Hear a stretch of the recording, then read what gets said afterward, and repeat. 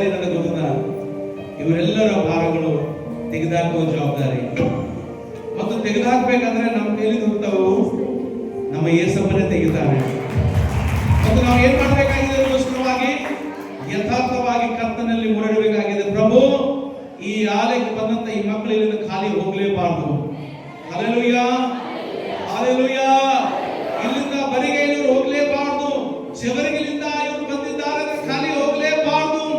ಉದ್ಗೀರ್ನಿಂದ ಬಂದಿದ್ದಾರೆ, ಖಾಲಿ